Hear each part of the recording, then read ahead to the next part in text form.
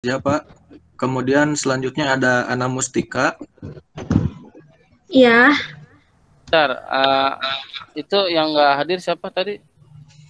Aldin Fahreza, Pak. Kalau begitu Aldin masukin ke kelompok terakhir ya. Oh ya, baik Pak, nanti saya informasikan. Ya, masukin ke kelompok 8 ya. Jadi harus presentasi ya. Ya, Semua harus baik Pak. muncul ya. Jadi berarti hari ini 1 sampai dengan 5 ya. Ya, Berarti yang tidak ada siapa? Aldin Fareza ya. Aldin Fahreza, Pak. Betul. Oke. Yang terakhir ada Arci Pahliantama. Ya, dia. Ya. Kami dari kelompok 1 akan coba sedikit mempresentasikan mengenai apa itu sistem informasi manajemen. Nah, untuk penyampaian pertama akan disampaikan oleh sebentar.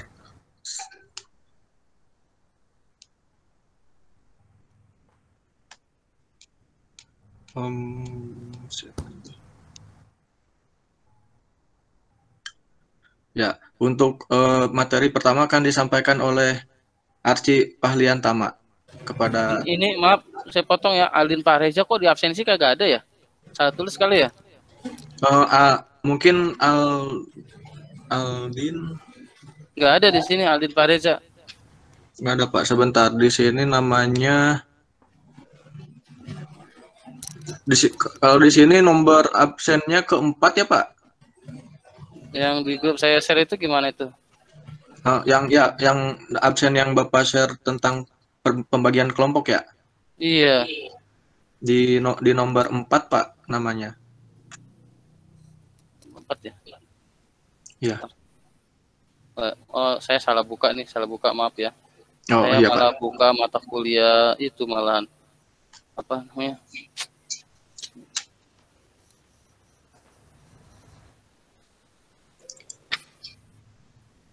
Nah, dari kelompok 1 Oh ya, ini ada. akan mencoba memberikan gambaran umum sistem informasi manajemen, kemudian konsep-konsep dasar mengenai SIM atau sistem informasi manajemen, kemudian komponen-komponennya. Nah, untuk materi pertama akan disampaikan oleh Arci Pahliantama. Kepadanya dipersilakan. Ya, halo. Assalamualaikum. Udah terdengar jelas belum, teman-teman? Waalaikumsalam Waalaikumsalam warahmatullahi wabarakatuh. Ya, sebelum menyampaikan apa itu sistem informasi manajemen secara umum, saya mau mengasih tahu untuk masing-masing definisi sistem informasi dan manajemen. Berikut adalah sistem adalah kumpulan elemen yang saling berhubungan satu sama lain yang membentuk satu kesatuan dan dalam usaha mencapai suatu tujuan. Sedangkan sistem informasi merupakan bagian dari satu organisasi yang selalu membutuhkan subsistem dalam proses pengumpulan, pengolahan, penyimpanan data, dan penyaluran informasi. Sedangkan manajemen terdiri dari proses atau kegiatan yang dilakukan oleh pengelola perusahaan seperti merencanakan, menetapkan strategi, tujuan, dan arah tindakan, mengorganisasikan, memprakarsai, mengkoordinir, dan mengendalikan operasi untuk mencapai tujuan yang ditetapkan. Dan secara umum, sistem informasi manajemen adalah sistem yang mengolah data menjadi informasi untuk mendukung para pengambil keputusan dalam melaksanakan fungsi-fungsi manajemen dan untuk menghasilkan informasi yang berkualitas dan penggunaan informasi yang optimal diperlukan intervensi peranan manajemen. Itu jadi penjelasan apa itu SIM. Dan berikut akan disampaikan untuk saudara Goviki ya. Untuk materi selanjutnya. Dipersilahkan. Ya, baik. Selanjutnya yaitu saya akan menjelaskan terkait dengan komponen-komponen dari informasi manajemen. Di mana di sini kita ada 5 komponen. Yang pertama yaitu ada perangkat keras, perangkat lunak, database, prosedur, kemudian yang terakhir adalah petugas pengoperasian. Perangkat keras bagi suatu sistem informasi manajemen terdiri dari atas masukan atau keluaran unit, penyimpanan file, dan sebagainya. Peralatan penyimpanan data dan terminal masukan atau pengeluaran. Intinya perangkat keras ini seperti printout ya, seperti printout atau data suatu barang, contohnya suatu barang penjualan misalnya di minimarket yang bentuknya itu bisa kita pegang atau bisa kita lihat secara fisik. Kemudian selanjutnya ada perangkat lunak. Perangkat lunak dapat dibagi dalam 3 jenis utama. Yang pertama, sistem perangkat lunak umum, seperti sistem pengoperasian dan manajemen data yang memungkinkan pengoperasian sistem komputer. Kemudian yang kedua, aplikasi perangkat lunak umum, seperti model analisis dan keputusan.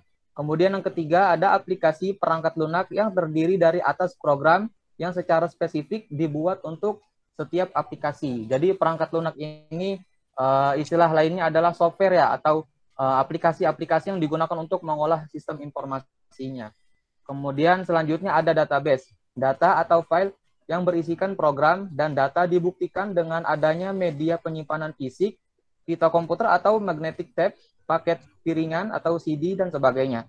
Yang disimpan dalam kumpulan file, database atau file meliputi keluaran tercetak dalam catatan lain, kertas, mikrofilm dan sebagainya. Jadi database ini adalah data intinya dari sebuah informasi.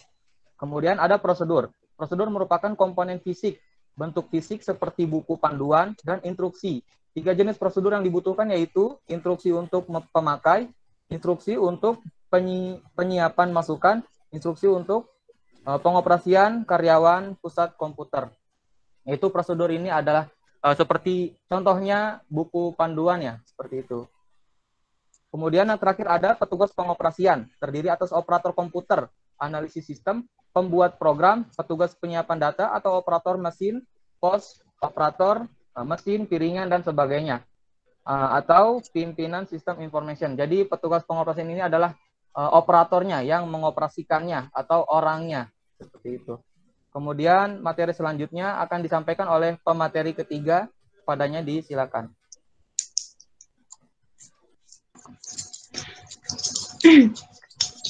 Materi selanjutnya adalah menggunakan komputer sebagai sistem informasi manajemen atau SIM merupakan suatu terobosan terbesar karena menyadari bahwa para manajer memerlukan informasi untuk memecahkan masalah.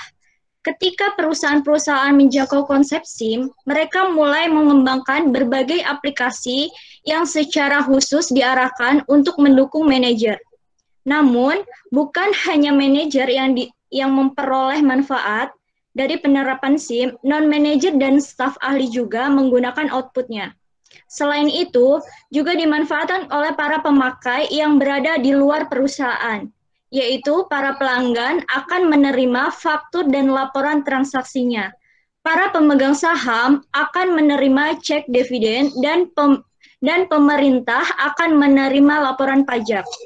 Dengan demikian, secara ringkas, para pengguna dan pelaku sistem informasi meliputi manajer, non-manajer, dan orang dan unit organisasi yang ada dalam organisasi dan lingkungannya.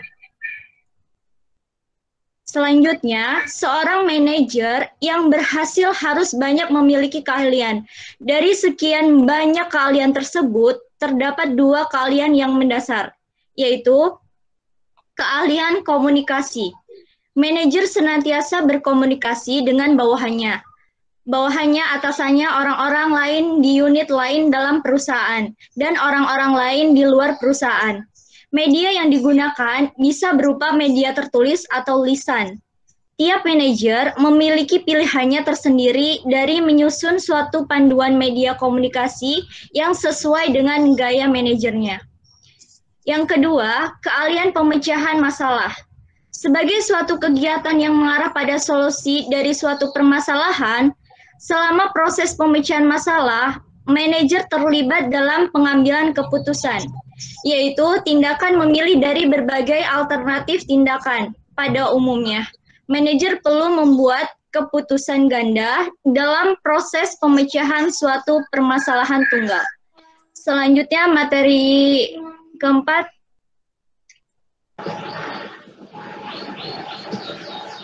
Baik, selanjutnya di sini ada beberapa manfaat atau fungsi sistem informasi, antara lain adalah sebagai berikut. Yang pertama, meningkatkan aksesibilitas data yang tersaji secara tepat, waktu, dan akurat bagi para pemakai, tanpa mengharuskan adanya perantara sistem informasi. Yang kedua, menjamin tersedianya kualitas dan keterampilan dalam memanfaatkan sistem informasi secara kritis. Yang ketiga, mengembangkan proses perencanaan yang efektif. Yang keempat, mengidentifikasi kebutuhan-kebutuhan akan keterampilan pendukung sistem informasi. Yang kelima, menetapkan investasi yang akan diarahkan pada sistem informasi. Yang keenam, mengantisipasi dan memahami konsekuensi-konsekuensi ekonomis dari sistem informasi dan teknologi baru. Yang keenam, memperbaiki produktivitas dalam aplikasi pengembangan dan pemeliharaan sistem. Yang ketujuh, organisasi menggunakan sistem informasi untuk mengolah transaksi-transaksi, mengurangi biaya, dan menghasilkan pendapatan sebagai salah satu produk atau pelayanan mereka. Yang kedelapan, bank menggunakan sistem informasi untuk mengolah, mencek-cek nasabah, dan membuat berbagai laporan rekening koran dan transaksi yang terjadi. Selanjutnya, penyebab kegagalan pengembangan sistem, yaitu kurangnya penyesuaian pengembangan sistem, kelalaian menetapkan kebutuhan pemakai dan melibatkan pemakai sistem, kurang sempurnanya evaluasi kualitas analisis biaya, adanya kerusakan dan kesalahan rancangan, penggunaan teknologi komputer dan perangkat lunak yang tidak dilaksanakan, dan pemasangan teknologi yang tidak sesuai. Selanjutnya, pengembangan sistem yang tidak dapat dipelihara, dan yang terakhir, implementasi yang direncanakan dilaksanakan kurang baik. Baik, selanjutnya akan dibacakan.